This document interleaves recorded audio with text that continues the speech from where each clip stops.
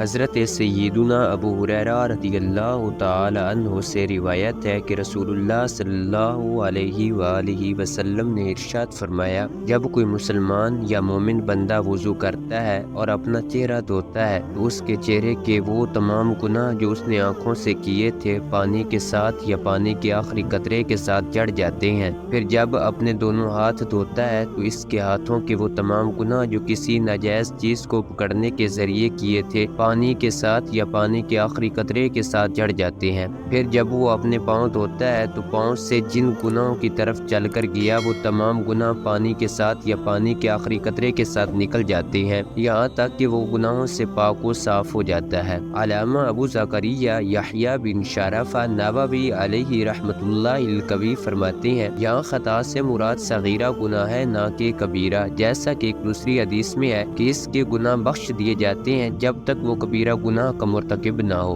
قاضی عیاض رحمۃ اللہ تعالی علیہ نے فرمایا، گناہ جڑنے سے مراد گناہوں کا معاف ہونا ہے کہ گناہ کوئی جسم نہیں رکھتے کہ جن کا نکلنا متصور ہو، یہاں مجازن کلام کیا گیا ہے نہ کہ حقیقتاً۔ اس حدیث کو موطا امام مالک میں مزید وضاحت کے ساتھ اس طرح ذکر کیا گیا ہے کہ کلی کرتے وقت منہ سے گناہ نکلیں گے، ناک صاف کرتے وقت ناک سے گناہ نکلیں گے، اور چہرہ دھوتے وقت چہرے کے وہ تمام گناہ نکل جائیں گے جن کی طرف آنکھ سے دیکھا تھا، یہاں تک کہ پلکوں کے نیچے سے بھی ہاتھ دھوتے وقت ہاتھ کے ساتھ ناخنوں کے نیچے کے گناہ بھی نکل جائیں گے، اور سر کا مسح کرتے وقت سر کے گناہ نکل جائیں گے، یہاں تک کہ کانوں سے بھی، اور پاؤں دھوتے وقت پاؤں کے ساتھ پاؤں کے ناخنوں کے گناہ بھی نکل جائیں گے۔ علامہ ملا علی قاری علیہ رحمۃ اللہ الباری فرماتے ہیں، ابن مالک رحمۃ اللہ تعالی علیہ نے فرمایا،